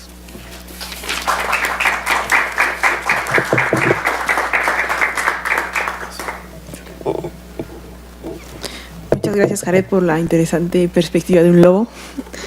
Continuamos, sí, desde la derecha del lobo, ahora nos desplazamos al centro izquierda de Latinoamérica. Ahora vamos con Latinoamérica. Bueno, centro izquierda, nos vamos desplazando. Yo modero, y pues en el centro. Ahora continuamos con Eugenio Santangelo, o prefieres que diga doctor Eugenio Santangelo. Bueno, Eugenio Santangelo, muchos lo conocen. Bueno, de todas maneras te presento. Es doctor, tiene doctorado en letras latinoamericanas, por eso decía lo de la izquierda latinoamericana. Imparte cursos en la Facultad de Filosofía, en el Colegio de Letras Italianas y también en el Tronco Común de Teoría. Ahora nos presentará del yo al nosotros, el retrato como resistencia a la apropiación en los estratos de la novela de Juan Cárdenas. Adelante. El relato, perdón. Cárdenas. Sí, muchas gracias. Voy a aquí retomar, digamos, algunas cosas que estaba intentando yo investigar hace unos años ya y que sigo investigando, pero de manera minúscula, ¿sí? Pero cíclica, no tan intersticial, sin mucha insistencia, sino cíclicamente. Y entonces retomé algunas cosas que había yo investigado sobre esta novela. Y en ese entonces lo que yo estaba trabajando era intentar pensar las prácticas y la categoría de lo común, pero a partir de un conjunto de textos literarios latinoamericanos, ¿no? Y entonces creí que quizás podía ser bueno retomar esas reflexiones, ¿no? En sentido de, digamos, retraduciéndolos a los temas de la resistencia. Entonces empiezo. Se llama Del yo al nosotros. El relato como resistencia a la apropiación en los estratos de Juan Cárdenas. Y tiene una divisioncita en 4 apartados. Entonces, 1. En una vieja casa convertida en galería se expone una pieza de arte político. Una montaña de piedras ocupa casi la totalidad de la sala principal. Cada piedra está envuelta en una hoja blanca que contiene mensajes, cartas y reclamos de indígenas originarios de un pueblo marcado por la violencia. El artista no leyó sus palabras, tampoco los espectadores tendrán que hacerlo. En cambio, después de comprarlas, tendrán que escoger un lugar y arrojar las piedras para prolongar el acto de protesta. Afuera de la galería se expone una pantalla que proyecta imágenes de bloqueo de una carretera por parte de los indígenas, sus enfrentamientos con la policía. Quisiera hacer una pieza compleja que articula cierto conceptualismo con una acción política directa, el impacto visual de la montaña con la participación de los espectadores, la adquisición de la piedra y el derroche, contrario al coleccionismo o a la inversión, el silencio y el estruendo. Sin embargo, a pesar de anhelos y compromisos, sus operaciones son bastante transparentes. Lo que genera es una cierta política de la invisibilidad en el que exhibición y representación apuntan hacia un proceso mistificador de agenciamiento político y cultural. Habría que añadir algo acerca del contexto. La pieza se expone en una ciudad de Colombia, país devastado por una guerra civil más que secular, entre poderes y actores heterogéneos y cambiantes. Los estudiosos de su historia, y sigo en esto brevemente a Ileana Rodríguez, describen a Colombia como un estado fallido que exhibe desde la independencia una fractura insanable entre política y sociedad, es decir, según sus propios parámetros liberales, una radical falta de representación y fragmentación de los intereses de las masas rurales desligadas del régimen político oligárquico. La creciente disgregación social, junto y por efecto de las guerras entre las élites, llevó a un nivel de anarquía política que desató a lo largo del siglo XX conflictos desastrosos, socialmente contradictorios y casi inextricables, así como la formación de una cultura de la violencia enmarcada, producida y sustentada por una abierta desigualdad económica. Los indígenas reflejados en la transparencia de esa pantalla y en el silencio de las hojas blancas formarían parte de la enorme masa de no ciudadanos sin historia y sin representación. Y habría que recordar la distinción que Spivak trazó a partir del concepto de representación en un texto de Marx, el 18 Brumario de Luis Bonaparte. Entre vertreten y darstellen, entre hablar por y hablar de, la pieza aspiraría a articular ambas formas de representación hasta un punto peligroso de indistinción. El mensaje que envuelve la piedra hablaría de y por una falta de representación que su dispositivo referencial intentaría redimir. Ilusión, falsa conciencia quizá, de que desde la ciudad la cadena del contemplar, comprar y relanzar las piedras puede ser una manera solidaria de proseguir las luchas populares indígenas, de contribuir a sus procesos de emancipación. Ellos no pueden representarse a sí mismos, tienen que ser representados, según las famosas palabras de Marx citadas por Spivak. Tendría que quedar claro, sin embargo, que lo que en realidad se refleja es un dispositivo de enunciación que, al borrar las condiciones de posibilidad de su quehacer artístico, fetichiza al otro representado, reproduciendo los procesos de marginalización que pretendía criticar y neutralizando las luchas que pretendía apoyar y hasta prolongar. En suma, este tipo de arte político directamente representativo no solo no mueve un centímetro nuestras precomprensiones y nuestros hábitos de lectura de la realidad, sino que reconfirma cierto privilegio epistemológico de artista y espectadores, renovando de manera más o menos consciente políticas de exclusión y explotación. Entre el hablar por y el hablar de, lo que sigue resonando, indistinto, es el silencio, repetidas veces cosificado, de los indígenas. 2. Habría que pensar, tal vez, en servirse de la insistencia parasitaria del concepto de representación en el arte para producir otro tipo de experiencias. La pieza de la que les hablé es narrada en una novela del escritor colombiano Juan Cárdenas, Los Estrados, publicada en 2013. Es el tipo de producción artística que el libro desplaza, permitiéndonos repensar las potencialidades de una política de la literatura completamente otra, más allá de una política de la representación así concebida. Por otro lado, hablar de política de la literatura significa, me parece, enfrentarse con la problemática más general de una política del lenguaje. Se trataría entonces de seguir reflexionando acerca de cómo la literatura puede intervenir, suspender y en el límite transformar nuestra experiencia y nuestro pensamiento del lenguaje. Dije seguir reflexionando, puesto que desde los viejos y queridos formalistas rusos, en efecto la teoría literaria contemporánea, si quisiéramos limitarnos solo a ella, no ha dejado de afanarse en problematizar esta cuestión, aún sin tematizar siempre sus valencias políticas. La pregunta recurrente, formulada de una u otra forma, podría ser esta, por ejemplo. ¿Es posible, es legítimo encontrar una diferencia específica del lenguaje poético? Sigue habiendo un riesgo evidente en una interrogación de este tipo, el de caer en una concepción propietaria de la literatura. Afanarnos en hablar de lo que le es propio nos llevaría a una definición esencialista, patrimonial, atributiva, de algo que puede, en cambio, aunque no siempre lo hace, desbaratar la misma pretensión de que podamos poseer un lenguaje. nos podríamos enfrentar entonces, o en cambio, a una experiencia de impropiedad que es también histórica y a su vez una experiencia de la historia, misma que desde literaturas como la latinoamericana se concreta en el ejercicio de la traducción, en el escribir traduciéndose a una lengua de otros y al mismo tiempo en el seguir siendo traducidos con diferentes grados y tipos de violencia ininterrumpida. A la continua traducción del otro a lo propio por parte del capital global, un lenguaje cada vez potencialmente desplazado, compartido justo en razón de estos movimientos, y así una crítica atenta a esta experiencia, pueden ofrecer una resistencia que se trataría de indagar. Todo esto siguiendo, por supuesto, al espíritu guía de quien, en la historia de nuestro seminario, es un fantasma que cada vez reaparece. Entreteniéndonos con Walter Benjamin, se trataría de trastocar y suspender una concepción del lenguaje instrumental, burgués, decía él, considerado solo a partir de su mera comunicación y así arrojado al sistema aplastador de su valor de cambio.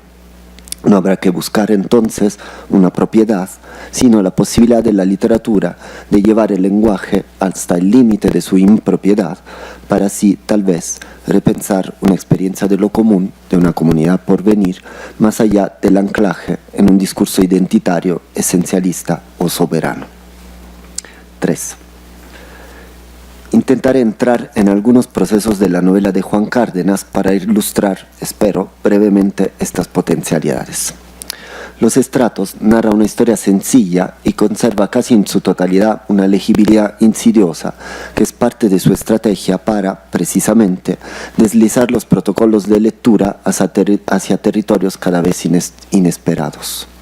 Nos habla un personaje narrador de clase alta, heredero de una empresa paterna al borde del quiebre, quizá por su culpa, con un historial de fluctuación psiquiátrica y casado con una mujer de pueblo que lo abandonará en el momento de mayor crisis. Desde la primera página, él es asaltado por un recuerdo de infancia y va en busca de su posible reconstrucción. En las imágenes borrosas de la memoria, su nana negra aparece tomándolo de la mano, conduciéndolo por una ciudad portuaria poblada casi por completo por afrodescendientes.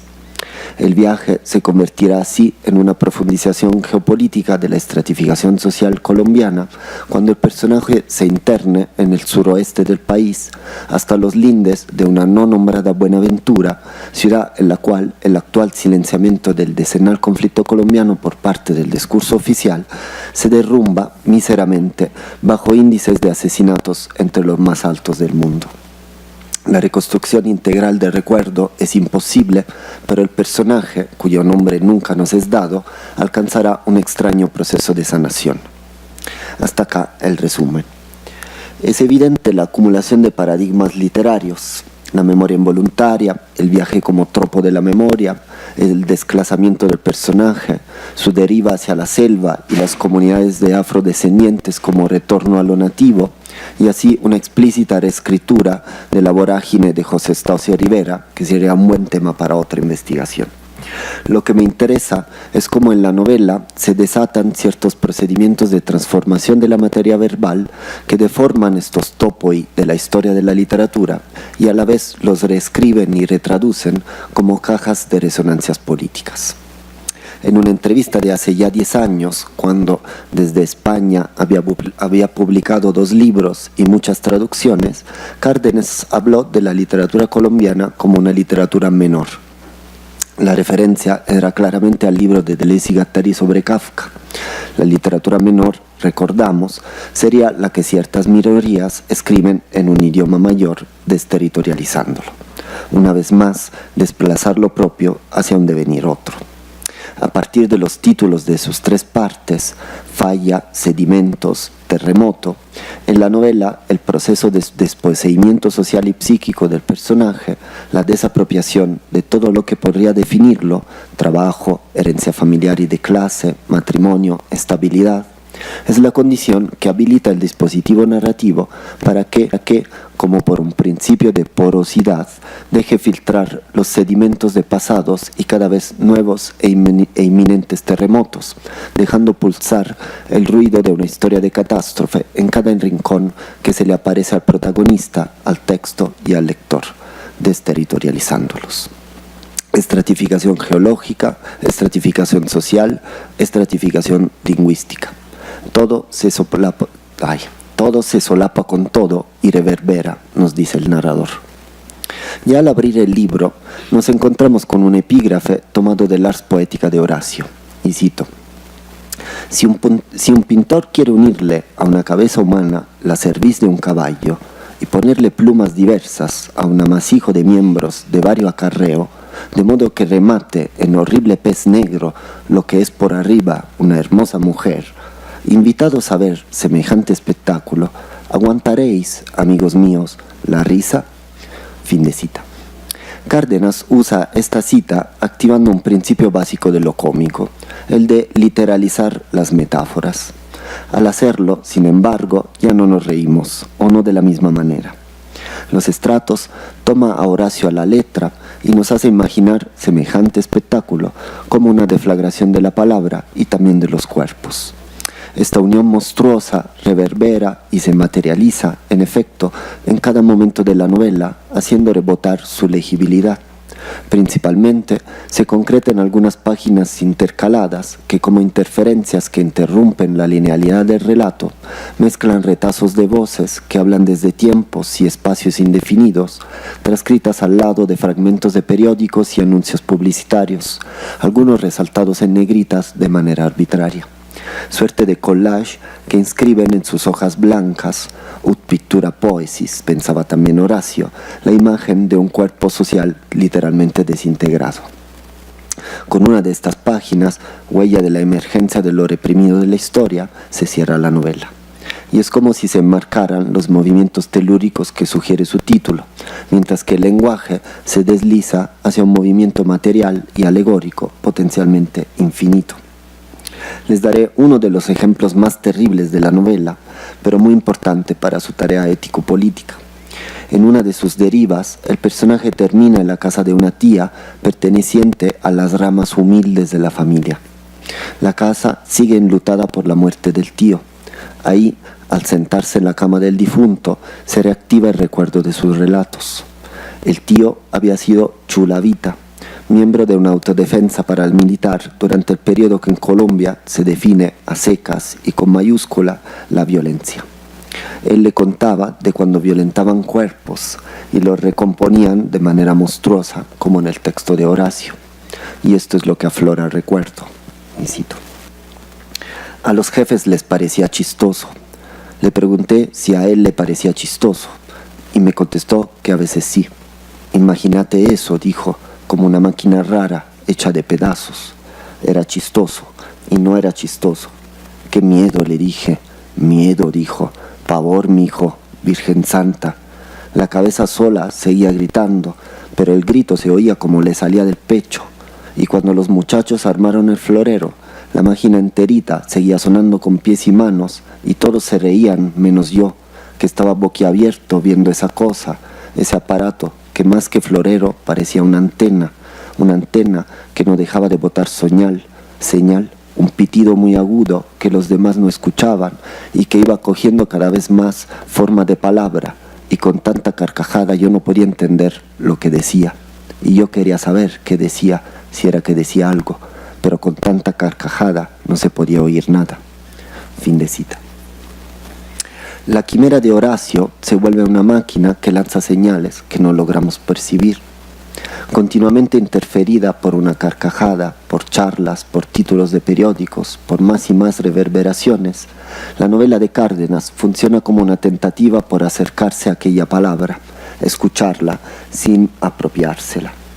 Pero el zumbido y las risas del poder, aunque también risas populares que le resisten, afectan el lenguaje, figuran y desfiguran de manera epidérmica la palabra, que a su vez no puede traducirse en mensajes transparentes, sino solo en conflictos insoslayables del presente pasado y del futuro por venir. Conflictos de clase, raciales y culturales, sin representarse, penetran en el lenguaje y lo contaminan, lo desapropian, lo obligan, como al personaje, a un continuo exilio. Todo está tamizado, se nos dice, y cito, por esbozos de un lenguaje en ruinas y por una turbulencia que peinaba los contornos de las palabras, como quitándoles la caspa del significado. Fin de cita. Cada movimiento en el texto produce tales fricciones turbulentas. Estas, más allá de las montañas de piedra de nuestras falsas conciencias, son su política del lenguaje.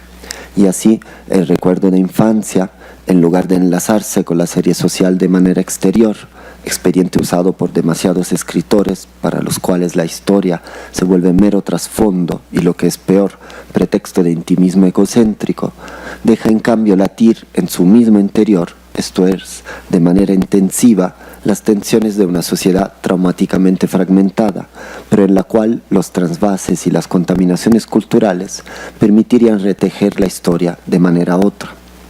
Asaltado por fantasmas, el personaje se vuelve fantasma a su vez, y esta transformación se configura como una forma de la escucha, una forma de apertura y de atención sonambúlica que, sin embargo, no omite los conflictos, sino que intenta mantener, cito, todos los miembros sin nombre en la sintaxis de la gran antena. Fin de cita. El historiador de arte George D. Huberman, en uno de sus libros importantes y hermosos, retoma el clinamen de Lucrecio en tanto teoría de la creación de los cuerpos y de la materia, pero también de la historia. El clinamen apunta a una desviación en un movimiento de caída. Muestra así, y cito, un conjunto de bifurcaciones posibles donde, improvisamente, actúan fuerzas en conflicto, tensiones desviadas. Por lo tanto, una estructura de síntoma, una figurabilidad. Fin de cita. El movimiento de caída del personaje, su precariedad, se abren, se inclinan al síntoma y a la figurabilidad de una iniciación colectiva por venir. A lo que apunta la novela es a una capacidad, a una potencia de ver y oír contradicciones y horrores sociales, racismos y colonialismo redivivos y longevos, hasta en las palabras, objetos y prácticas más cotidianos y anodinos. Lo que estoy intentando leer, aunque de manera demasiado breve e insuficiente, es un proceso solo aparentemente paradójico. El lenguaje, al retener y engendrar a la vez procesos de violencia que parecen más bien destruirlo y difuminar cualquier posibilidad de lo común, el cuerpo desmembrado de Horacio durante la violencia, al mismo tiempo nos indica una experiencia de colisiones y encuentros que en la impropiedad de una lengua que se falta a sí misma, quizá pueda hacernos imaginar una nueva comunidad potencial en su misma experiencia de desapropiación, de éxodo. 4. Ya voy a terminar. A lo largo del libro, el narrador había intentado grabar su voz en un aparato para volverse a escuchar, como por un esfuerzo y un juego que sabe, tal vez inútil, de permanencia y reconocimiento. Sus palabras, sin embargo, le restituían nada más que lenguaje desdoblado y ruido. Al final de la novela, al final de la búsqueda de su nana, se encuentra en una comunidad de afrodescendientes en compañía de un detective indígena, quien también es curandero, chamán y lector de poesía satírica latina. Así le explica el chamán el porqué de la grabadora, y cito: «Trato de defenderme, quizá lo necesito para dejar algo, no sé, un registro, como un diario, digo, para mantener un control de lo que pasa, aunque sea a saltos, un relato». Y así le contesta el chamán: «Ya no le hace falta, eso del relato es puro egoísmo, puro yo-yo. Después, cuando tome remedio, va a ver que no necesita grabar nada». Fin de cita. El remedio es el ayahuasca que tomará junto con adultos y niños de la comunidad. Y la experiencia, como es de esperarse, termina disolviendo su yo-yo. Las palabras, dice, se trepan encima de las palabras, se camuflan imitando la superficie de las palabras. Y a la vez, esta experiencia abre el espacio de un nada utópico, sí ambivalente, nosotros. A un niño que le pregunta si ya están muertos, él le contesta con tono de chiste: «No nos mata nadie, no nos pueden matar, no pueden, por mucho que intenten acabar con nosotros». Fin de cita. Tengo que confesar que este nosotros es tan importante por la necesidad de su replanteamiento en el presente como asombroso por la situación en la que es pronunciado. ¿Quién es ese nosotros? ¿Quién lo enuncia y desde dónde? nosotros los hombres, muertos vivos en la experiencia chamánica, nosotros los negros. Y hay que recordar que otro epígrafe de la novela retoma el artículo famoso de la Constitución de Haití de 1805, que pone en el centro esta palabra, negro, como una deconstrucción de la universalidad del hombre del ciudadano de 1789. Por algún tiempo he leído todo esto de manera paródica, siguiendo cierta lectura subalternista. Leí el fracaso de la representación como la interferencia de una palabra, la de las minorías negras en sus guetos del suroeste colombiano, la cual fisura, rompe, descompone la novela que intenta capturarla. En esas heridas textuales leía la espectralidad de esas relaciones de dominación. Sin embargo, el desafío de Cárdenas, me parece, es otro. Sin plantear ninguna reconciliación, parece reescribir, como en un palimpsesto, algunas páginas de Michael Taussig, el famoso antropólogo que escribió de chamanismo en las comunidades de Río Putumayo. Hay casi una apertura antropológica, una percepción participativa sin individuación en todo el libro de Cárdenas. Personaje y novela no pretenden hablar por o hablar de negritud, por ejemplo, no quieren capturar nada, sino que se dejan hablar por lo que tales culturas y su historia de esclavismo y dominación trasvasaron y desviaron en su histórico clinamen en la sociedad colombiana, sin que ésta quiera reconocerlo. Habla el no reconocimiento y a la vez la penetración de una lengua, de una cultura menor, que queda a la espera de una traducción no apropiadora. En la experiencia chamánica, el yo-yo se disuelve en su caída y las desviaciones que produce cristalizan en una sanación sin apaciguamiento de los conflictos. En la supervivencia de tales prácticas culturales antiquísimas, el personaje y la novela encuentran una enésima resistencia a las repeticiones propietarias. Ese nosotros no le pertenece a nadie. Es la huella infundada que al resistir a la expropiación continua y reiterada de territorios, vidas y formas de vida, a la vez suspende la declinación de pronombres personales y posesivos, y media, así, entre experiencias intraducibles, indígenas, afrodescendientes, ciudadanos blancos fuera de quicio, out of joint.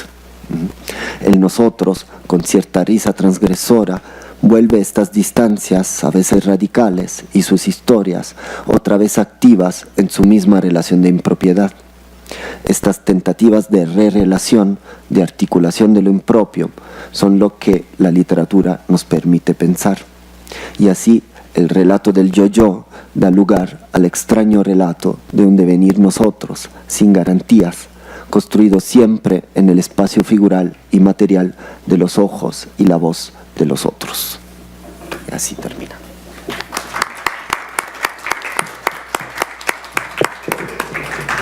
Gracias por la lectura. No sé si conocen la novela. Sí. Bueno, luego la haremos circular de manera resistente. Hay pirata. La resistencia al poder de los derechos. Los estratos de Juan Cárdenas, en Periférica, ¿no? En una editorial española, un poco independiente. Bueno, bastante independiente. O sea, resistente. Tenemos espacio. Bueno, después debatimos qué es resistente en el mundo editorial. Tenemos espacio de 20 minutos para preguntas, dudas, comentarios, si quieren compartir algo.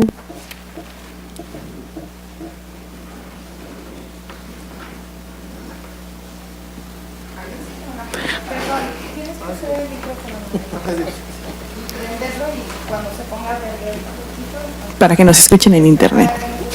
Un momentito. Ya está. Bueno, me gustaron mucho todas las intervenciones, pero la pregunta es para Jared, porque con mucho desasosiego. Estaba pensando en esta metáfora del lobo que analizas. Es decir, el Estado el poder soberano más bien se disuelve en una guerra de todos contra todos, ¿no? Dije, bueno, es una gran metáfora de lo que tenemos hoy aquí, ¿no? Pero entonces, no sé si entendí bien, si el desasosiego va por ahí, o más bien entendí mal. La idea es entonces que para salir de ese estado de la guerra de todos contra todos, digamos que una de las vías, por lo menos una de las vías que expones al analizar la metáfora es el enfrentamiento directo, o sea, la guerra civil para entonces refundar el Estado soberano. Y mi pregunta es, por ejemplo, aquí, yo sé que te estoy haciendo una pregunta que no tiene por qué resolver aquí ahora, pero ¿qué piensas al respecto? Aquí ahora, donde de hecho hay un poder soberano, pero es muy confuso, porque no sabemos si el poder soberano es el Estado, o si el poder soberano son los cárteles, perdón, o dónde está la línea, o qué está pasando, y hay en efecto un desmoronamiento, bueno, en esta metáfora un vuelco hacia la tiranía, ¿no? Y un desmoronamiento. O sea, realmente una de las vías podría ser una guerra civil. Perdón, pero es que me quedé en esta sosegada. Pues sí, o sea, digamos, o sea, la metáfora funciona en el sentido en el que se definen cómo se constituye un ideal imaginario que da cohesión y que puede formar el establecimiento de un derecho, ¿no? Y luego posteriormente instituciones que lo respalden, ¿no? Ahora, si ese derecho que se ha impuesto se muestra como injusto, entonces es completamente legítimo la lucha de facciones, como preámbulo a la misma evolución, digamos, del conflicto. Tendría que salir otra negociación que pues pensase otra forma de derecho, ¿no? Y de justicia, desarrollando otras instituciones, ¿no? Pues definitivamente, o sea, yo creo que por si lo llevamos así como a esa perspectiva o sea, sí, definitivamente vemos un estado que está decayendo, que o sea, más bien el ambiente, la atmósfera social, le ponen retos que pues difícilmente va a poder sortear con los métodos tradicionales, o sea, por los caminos tradicionales, ¿no? Ahora, entender la idea de la guerra civil, o sea, digo, una es el levantamiento en armas y el abierto conflicto, ¿no? Pero otra es esta como constante resistencia o permanencia crítica, ¿no? O sea, que no necesariamente va a esa idea, ¿no? Digamos, es que estudiar la guerra civil como concepto es bastante complicado, ¿no? Pero casi todos los ejemplos que te ponen te plantean esa posición. Por ejemplo, la intervención francesa en España, ¿no? O sea, el movimiento de cuestionamiento crítico eventualmente va, si no a conducir a la lógica de facciones activamente en el conflicto, por lo menos sí a una toma de posición. O sea, es que es muy sutil, o sea, el juego se mueve en muchísimas sutilezas, ¿no?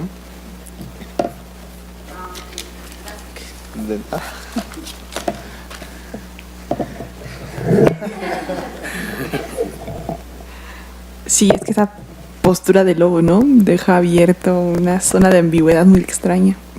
Bueno, y después nos dirás qué va de ahí de lobo. ¿Alguien más tiene otra pregunta? ¿O seguir con el lobo, el desasosiego o algo así? Sí. Es que necesitas el micrófono. No se oye en línea. Sí. En algún momento me perdí. Ay, sí, es Bueno, un problema mío. Tuya, es que, o sea, es que ya me cuentas trabajo. En ambos lados es la vida. ¿Me puedes explicar bien qué quiere decir eso? ¿Qué quiere decir con límite de impropiedad? O sea, perdón, pero Sí, no lo sé, yo tampoco. Hablabas de la novela y hablabas del lenguaje, no porque influencia de las cosas que estábamos leyendo, ¿no? Sí. Decía que estaba leyendo el notable de Becker, ¿no? Entonces todo el tiempo se repite, tengo que hablar, como una forma de resistencia a desaparecer, finalmente, ¿no? Porque incluso escribe, ya no tengo una pierna, ya no tengo... Pero está esa parte de la insistencia, y tú hablaste algo por el... Sí, De hecho, el personaje de la novela vive algo parecido a eso. No tan radical, pero igual de radical, pero no literariamente tan radical. No es una novela vanguardista de la que yo hablo, ¿no? Ni experimental. No perderse nada, ¿no? Como yo creo que sería esa necesidad de hablar, para no desaparecer, aquí sería el grabarse. Es lo mismo, sí, exacto. Pero no entendí el concepto. Eran unas cosas que yo estaba intentando pensar y de hecho tuve que cortar muchas porque estaba ahí perdiéndome en muchas reflexiones medio teóricas y etcétera que no quería que... pero de una manera sencilla es como intentar pensar en una oposición entre lo que normalmente en las letras nosotros queremos pensar, que es, no, es que la literatura es una resistencia en sí, porque y siempre caemos en el espacio propio de la literatura, es decir, ¿cuál es el lenguaje de la literatura? El lenguaje de la literatura es un lenguaje que tiene sus diferencias específicas y se opone al lenguaje de la comunicación y etcétera, etcétera, ¿no?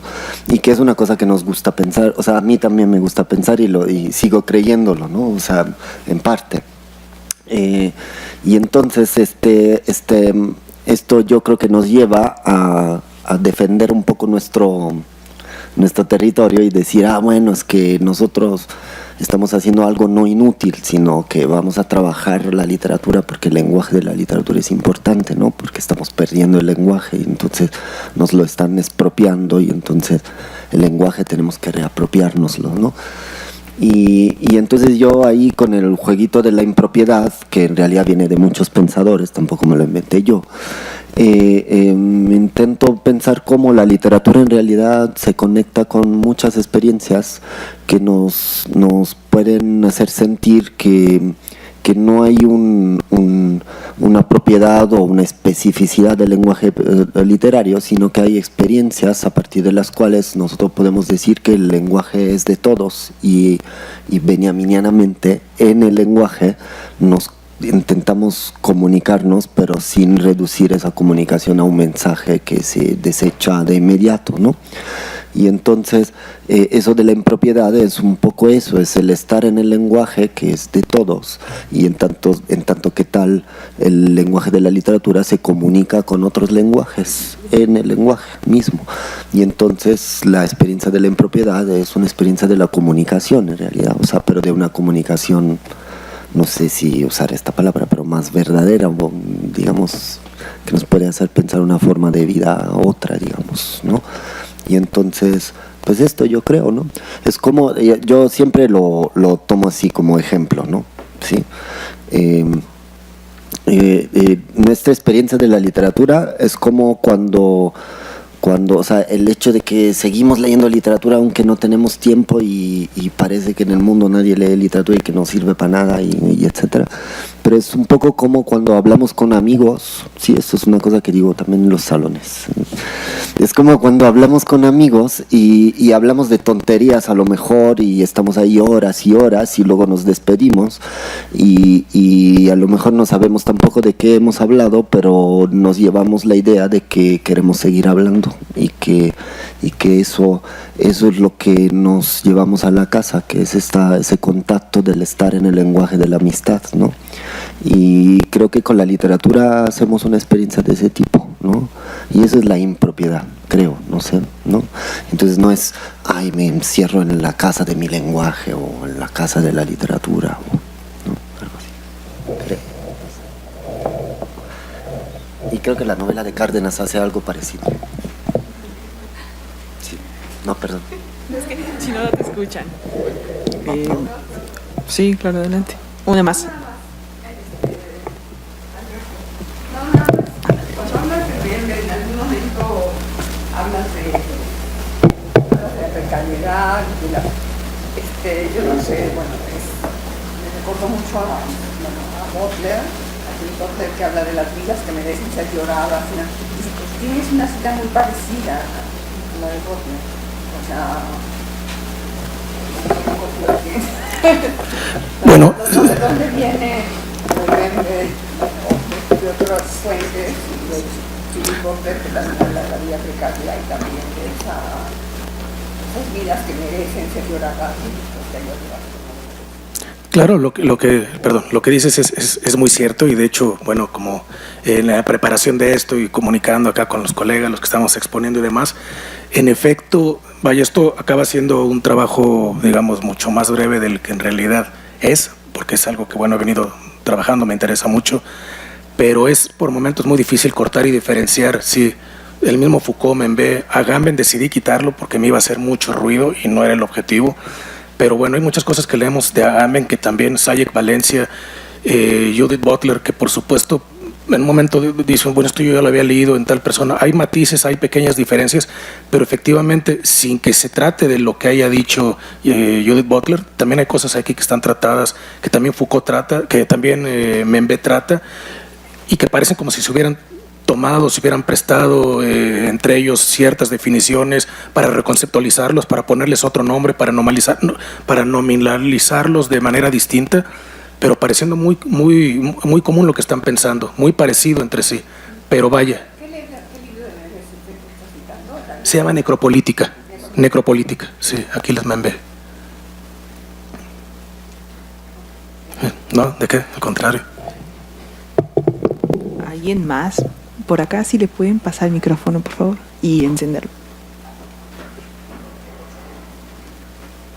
¿A quién va la pregunta para lidiar los problemas de izquierda y derecha? Ok.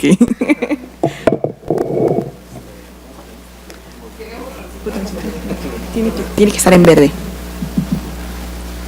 Bueno, sí, es más general. Mi pregunta es como un intento de articular un poco los puntos más importantes que cada quien toca. Y bueno, así como, digamos, intentando hacer una especie de diagnóstico general, ¿no?, de sus ponencias, bueno, quisiera saber su opinión sobre, parece que hay como bueno, en general, hay como una especie de demanda de una cierta presencia perdida, ¿no?, como del individuo, ¿no? Entonces, a partir de eso me puse a pensar que, bueno, él habló sobre bueno, no era el tema principal, pero abordó las pequeñas resistencias, ¿no?, como era el anarquismo, ¿no?, estas resistencias como intersticiales, ¿no?, que significan como desde un punto muy específico, muy aislado, ¿no?, empezar a resistir. Y bueno, en general es como esta idea, ¿no?, de que la sociedad estamos fragmentados, ¿no?, debido a la violencia que precisamente abordó Alberto, ¿no?, sobre esta demostración obscena, ¿no?, de la violencia, provoca precisamente la fragmentación no solamente de la sociedad, sino de los individuos como tal, ¿no?, en su núcleo. Y por lo tanto, bueno, la pregunta es como, ¿ustedes creen que esta violencia generalizada es precisamente la causa de que haya este tipo de, no sé, como de demanda, de exigencia, de encontrar un cierto lugar desde el cual cada quien pueda hablar, ¿no?, como que recuperar un lugar perdido, ¿no?, para cada quien? Y es como, a partir de eso me puse a pensar si se puede hablar como de resistencia del fragmento, ¿no?, como este tipo de resistencias pequeñas, pero como un primer paso, ¿no?, como un primer paso de recuperar como la presencia perdida, ¿no? Y a partir de ahí como sería pasar una resistencia precisamente a la presencia, ¿no?, una resistencia a la presencia que, bueno, me acuerdo de Lacan, ¿no?, pero muchos hablan sobre eso, como cómo es que generamos la identidad a partir del otro, ¿no? Entonces, esta resistencia de la presencia sería más bien como una resistencia colectiva, ¿no?, una resistencia colectiva que se forme después de que se haya establecido, de que se haya recuperado como esta individualidad perdida, ¿no? Es como, en general, es lo que siento así como, escuchándolos a los cuatro, es como que hay estas voces aisladas, están fragmentadas y que piden ser recuperadas, ¿no?, piden ser como recuperar un lugar, ¿no?, pero eso sería más, bueno, resistir desde ese punto, ligándolo a la preocupación que tenía Marinera, es como, bueno, yo lo siento que eso llevaría precisamente a desembocar en una guerra civil, ¿no? La resistencia a partir del fragmento, ¿no? Deviene en una guerra todos contra todos, ¿no? En cambio es como la resistencia de la presencia, ¿no? Colectiva, pues ya nos llevaría, bueno, no sé, llevaría a otro tipo de, digamos, de acción, ¿no? O más colectiva. Entonces, es como, no sé si me voy a entender, pero... ¿Quién toma la primera respuesta?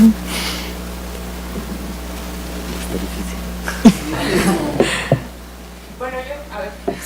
Bueno, alguien que no es de la mesa. A la impropiedad para allá, por favor. No, es que en realidad no voy a meter en nada, pero es que creo que Elsa dijo algo muy importante, que es cuando haces esta definición como ya, bueno, no, o sea, ni definitiva ni global, pero cuando llegas a esta definición como muy concreta, dices que ahí está quien resiste, el objeto de la resistencia, que yo supongo puede ser pues un poder en el sentido abstracto, así, institucional o burocrático de la soberanía, o otro grupo, ¿no? Al que se resiste el primero. Pero en el tercer punto pones quien atestigua o da valor a esa resistencia. Y a lo mejor por ahí, no sé, o sea, a lo mejor mi miedo a la guerra civil, pero a lo mejor por ahí pensaba, bueno, es que eso sí es cierto, o sea, generalmente pensamos la resistencia en modelos, ¿cómo se dice? Dinámicos. O binarios. Sí, gracias, binarios. Y este modelo que tú pones, que es triádico, es muy interesante porque entonces el interlocutor no es necesariamente el enemigo, ¿no? O sea, puede haber un enemigo, o bueno, sí, puede haber un enemigo, o puede haber un antagonista en otros, ¿no? Procesos, pero hay un alguien más, y no sé, ahí quizá va un poquito por lo que tú dices, no lo sé. Podría ser. Pues yo tampoco, porque, a ver, si lo que justamente propone Critchley es una resistencia fragmentada y asumida como responsabilidad. Y creo que lo que tú, a lo que a ti te preocupa es la presencia, porque estás trabajando a Lacan. Y Critchley está trabajando desde la ética de la responsabilidad. Entonces, lo fragmentario no necesariamente supone una guerra civil o la posibilidad de guerra civil. Al contrario, en lo fragmentario o lo subjetivado de la actividad resistente, para Critchley radica la posibilidad de que estemos como en una especie de trabajo constante, cotidiano, en espera de que se den las condiciones de una revolución. A mí me parece que ese es, o sea, digo, no estudia a muchísimos autores, pero en realidad creo que tanto Traverso como Critchley, como el mismo Zizek, como el mismo Bensaída en su momento, plantean que actualmente no existen las condiciones para que se dé una revolución. Entonces, me parece que es como, la respuesta de Critchley me resulta muy interesante, aunque también es cierto que Zizek la critica porque es así como para él dejarse vencer, pero yo creo que es un espacio de preparación, como tú dices, pero no para la presencia, sino para tener presencia ahora, para hacerse responsables de justamente de las cosas que están sucediendo en el mundo y de tener un espacio de espera para el momento en el que, como dijo Derrida, pues el Mesías llegue, ¿no? Es que nos tocó desgraciadamente la época de Kafka, ¿no? Yo me acuerdo mucho que hablábamos en el seminario de que Kafka preguntaba, ¿cómo era la frase de...? No, el amigo, ¿no? El amigo le preguntaba. Que el amigo le preguntaba que si la esperanza, que si había esperanza en general, y Kafka decía sí, pero no para nosotros, ¿no? Entonces creo que nos tocó vivir ese momento como complicado, ¿no? De que sí hay esperanza, pero por el momento, ¿no? No se dan las condiciones. Bueno, esa es mi respuesta. No sé si alguien quiere agregar algo. Pues no, bueno, no sé bien cómo contestar, lo tengo que pensar. No lo sé. Pensaría por un lado, sí, o sea, por supuesto estamos buscando un lugar, pero hay personas y grupos que lo buscan más que nosotros. Nosotros tenemos esto, por ejemplo, ¿no? Y entonces sí es importante encontrar lugares colectivos para que emerja la palabra de esos tantos. Entonces sí, no sé si podamos hablar de presencia, eso no lo sé, ¿no? Pero yo lo que creo es que en esto de la idea de la resistencia, hay resistencias organizadas que ya en su misma organización, digamos, que puede ser colectiva o un colectivo mínimo, digamos, que en su misma organización ya están creando algo diferente, digamos, ¿no? Entonces ya están abriendo un mundo que funciona de maneras otras, digamos, ¿no? Entonces la resistencia yo creo que no es solo una oposición defensiva sino que al organizarse ya está creando munditos, ¿no? Que entonces son, ¿quieres llamarlos lugares de presencia? Tal vez sí. Y eso que dice Marianela del tercero, a mí me parece importante, no sé cómo pensarlo, pero creo también que sin pensar en eso que dice Jared del levantamiento así frontal, ¿no? Sí tuvimos un levantamiento en 94, ¿no? Sí. Y sí lo hubo, y justo quienes se levantaron pues buscaron un tercero para que no fuera demasiado violento, ¿no? Eso fue muy importante y se refundó algo ahí en todo caso, pero sí fue el levantamiento, fue un levantamiento. Creo que en realidad la guerra civil ya está, o sea, ya estamos en guerra civil, ¿no? Anteayer mutaron a otros dos exponentes del CIG y del CNI en Guerrero. Al final estos grupos que están en resistencia pues los siguen matando, ¿no? ¿Y por qué? Porque se oponen a megaproyectos y es una guerra civil, ¿no? O sea, pero pues quienes usan la violencia pues es el Estado, ¿no? Y ellos no están respondiendo con violencia. Entonces ahí sino con resistencia, que es muy diferente, o sea, con resistencia comunitaria, ¿no? Y ahí entonces el tercero es donde es fundamental, somos nosotros quienes tenemos que hacer un espacio para que la resistencia de estas personas y de estas comunidades tenga repercusión y valor, ¿no? Entonces es el tercero, somos nosotros que tenemos una responsabilidad grande, ¿no? Para que esto se sepa, que se visibilice y que no sigan asesinándose, ¿no? Entonces, que no sea... Sí, eso creo, no sé, pero no lo sé.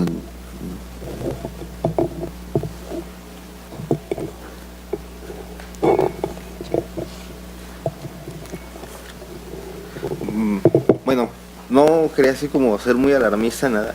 Lo que pasa es que la idea de la alegoría es plantear las cosas al revés, ¿no? Entonces, así como a través del consenso puede haber una fuente de derecho y pues del establecimiento de un orden, también el conflicto lo puede ser. Tu pregunta, sobre la presencia, a mí se me hace bien interesante porque ahorita sí como que se me hizo una forma de conectarlo todo. Yo creo que sí están buscando una voz, pero lo que está el debate de fondo es, digamos, la construcción de ese nosotros, ¿no? O sea, esa forma de comunidad distinta a la que habíamos estado acostumbrados y que parece limitada, por no decir caduca, a los tiempos que estamos viendo, ¿no? O sea, conflictos como la violencia de género, digamos, la violencia contra los migrantes, la violencia contra los grupos indígenas, siempre están cuestionando esta idea de la construcción de la identidad, ¿no? Y yo estoy de acuerdo contigo, o sea, sí hay una búsqueda de una voz y por una presencia, pero de una identidad distinta, ¿no? Y me llama mucho la atención porque, bueno, más bien la idea es, y me parece que una opción, independientemente del abierto conflicto, es, como dice Eugenio, ¿no? Por el lenguaje, ¿no? Digamos, la impropiedad del lenguaje es, si lo buscamos o lo arrastramos a las posiciones benjaminianas, es más allá del lenguaje comercial y burgués, es establecer un lenguaje que sea capaz de proporcionarnos experiencias diferentes a las que estamos acostumbrados con esas palabras, ¿no? Y en ese sentido, expandir el límite de esta identidad. Ahora, digamos, lo que a mí no me gusta o lo que me cuesta mucho trabajo es que para prepararme a esta reunión, yo chequé un diccionario de ciencia política sobre el problema de la resistencia y siempre es una cuestión proposicional, ¿no? O sea, es un resistir a algo, ¿no? Y la resistencia, por lo menos en ese diccionario de Dieter Nolen, plantea que se define por una posición violenta, porque si no sería desobediencia civil, ¿no? Entonces te plantean como gradaciones del conflicto, ¿no? Y lo que me parece muy interesante y que también es muy ilustrativo es que estos modelos, digamos, radicales inversos, por ejemplo, hace rato estaba hablando del problema de la invasión francesa en España, que es la que le da pie, por ejemplo, a Carl Schmitt a tratar su idea de la concepción de lo político, ¿no? La famosa distinción amigo y enemigo, ¿no? Que es totalmente binaria, pero es muy radical, ¿no? Al final lo que está detrás es, o eres mi amigo en tanto que te unes a mi causa, o eres mi enemigo en tanto en qué medida te distancias, ¿no? Y te plantea un contexto, un escenario de conflicto, ¿no? Entonces, digamos, de toma de posición radical y excluyente, ¿no? Entonces, si a partir de esa noción de impropiedad del lenguaje podemos establecer mecanismos que nos conduzcan a pensar más allá de lo que estamos acostumbrados a pensar como nuestra identidad, podemos encontrar caminos de resistencia minúscula, ¿no? Incluso hasta intersticial, ¿no? Que puede establecerse a través de generaciones, ¿no? Que eso es también bien interesante porque ahora que estamos hablando del problema del ZLN, eso es lo que ellos apuntan, ¿no? O sea, más allá de generaciones somos los oprimidos y plantean un discurso pues completamente radical al punto en que dicen o que pueden, digamos, establecer estas posiciones como el autogobierno, la autonomía dentro de un mismo estado, ¿no? En completo equilibrio, supuesto, y digamos con ciertos límites de métodos pacíficos, ¿no? Digamos, también entrecomillados, ¿no? Pero sí forman una comunidad distinta, ¿no? Bueno, y de hecho, o sea, bueno, no es que sea así lo máximo, pero la invasión de Francia a España, digamos que la contraofensiva, bueno, es en parte obviamente las fuerzas monárquicas españolas, pero en realidad la gran contraofensiva son los civiles de la Constitución Gaditana. La Constitución Gaditana pues lo que hace es plantear nuevas formas de estructura donde una cosa principal es la comunidad local, ¿no? Y este rollo de los... ¿cómo es? Bueno, ahorita se me va, pero la institución donde dice quienes forman esta institución son los vecinos. ¿El cabildo? El cabildo. Ajá. Y parte de ahí, o sea, en lugar de partir del ejecutivo, exacto. La célula fundamental es el cabildo, y luego ya entonces... Sí, o sea, en el sentido de los regímenes políticos, la resistencia tiene más sentido en la lógica del federalismo, o sea, de la construcción de otro tipo de pactos en los cuales la negociación no es abiertamente la de la fuerza, ¿no? Sino más bien cómo nos adherimos y en qué nos adherimos y en qué forma, ¿no? O en qué medida.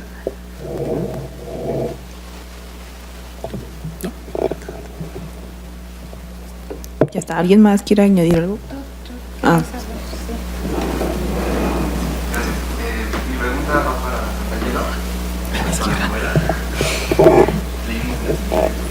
Sí. Y es con respecto al título de la ponencia,